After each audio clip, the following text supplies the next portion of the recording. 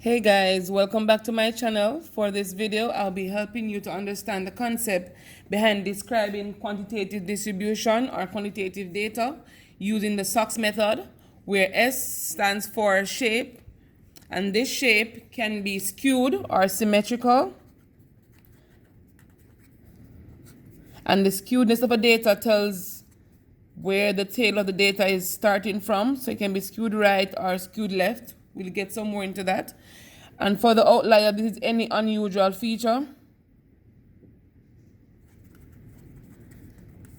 For the center, if the data is skewed, we describe the median. If data is symmetrical, we describe the mean. For the spread, guys, if the data is skewed, we tell about the interquartile range. We call that the IQR or the range. And if the data is symmetrical, we talk about the standard.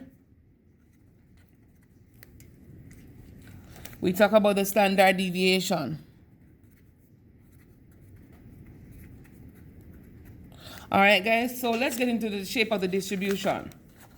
So for a symmetrical distribution, we know that if you should draw a line of symmetry in the middle of the data, for example, right here, this left-hand side should fit closely or perfectly on the right-hand side, guys. And so we know that for the averages, the mean, the mode, the median are at the same place.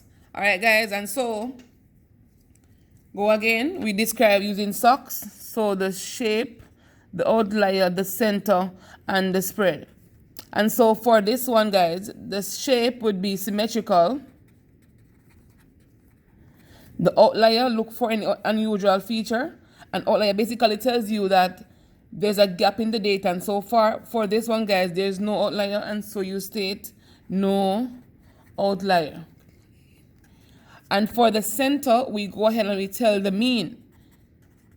And we know the mean will be the sum of all the data values divided by the total number of items if it's for ungrouped data.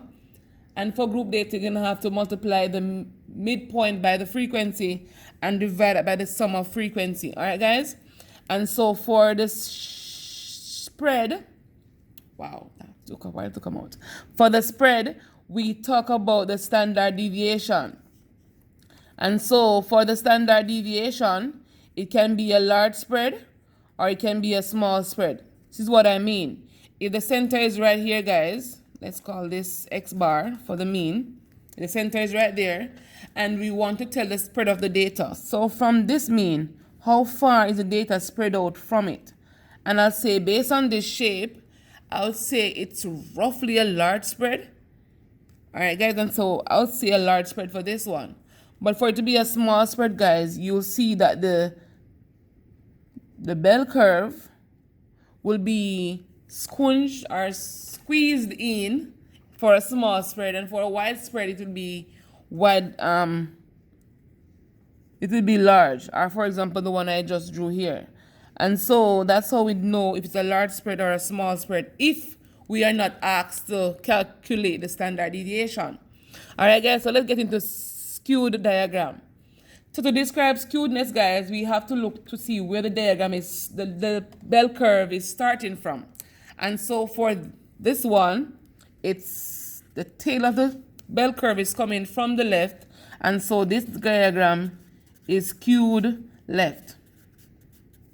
And if this diagram is skewed left, guys, the second one would be skewed right because the tail of the tail is coming from the right, and so this one is skewed right. All right, guys, and so for skewedness we describe using the same SOCS, SOCS. So again, we tell the shape, we say it is skewed right. I'm just putting SR for now, skewed right. For outlier or unusual feature, we just look to see if there's any data value separated from the bulk of the data. And so this little data item here is separated from the bulk of the data.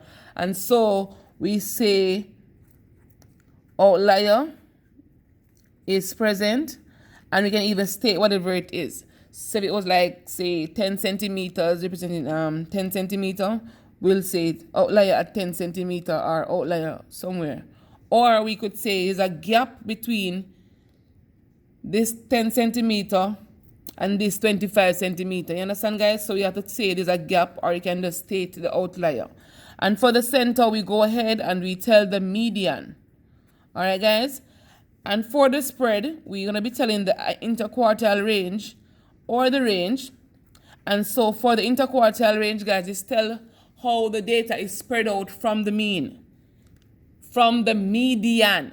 My bad. So we tell how the data is spread out from the median for the interquartile range. And for the interquartile range, we have to state the upper and the lower quartile. We call that Q3 subtracted by Q1. And this will be the upper quartile, and this will be the lower quartile. And so you find those and you subtract them. Or you do the range by subtracting the minimum value from the maximum value. And so that also tells the spread of the data. The same principle can be applied to skewed left and skewed right data. Only thing for this skewed right data, we realize that we do not have any outlier. And so using the SOCS method, we're going to say that there is no outlier. So the same shape. So, this should be skewed left. My bad, guys. That should be a L. And so for this one, it's skewed right. Outlier, we're going to say no outlier. And guys, it's very important to comment if an outlier is there or not, because outliers normally affects the shape of the distribution, and it also affects the center. And so if it is skewed or symmetrical, we talk about the median for the center. And so for the center here, we'll state the median. All right, guys, and for the spread, again, we tell the interquartile range or we tell the range. My students always prefer to tell the range because they say it's very simple. Let's work it out. But both of them describe the spread of the data from the center, which is the median. All right, guys, and so using the SOCS method, we have an idea of how these are represented and how we can determine if the shape, the center, and the spread of our data, guys. And this is very important. And so I thank you for watching. Please don't to give me a thumbs up, like, share, and subscribe to my channel if you're new, guys. Or tell a friend about me. Let them come and learn something. It's never too late to learn. All right, guys, I'll see you on the next.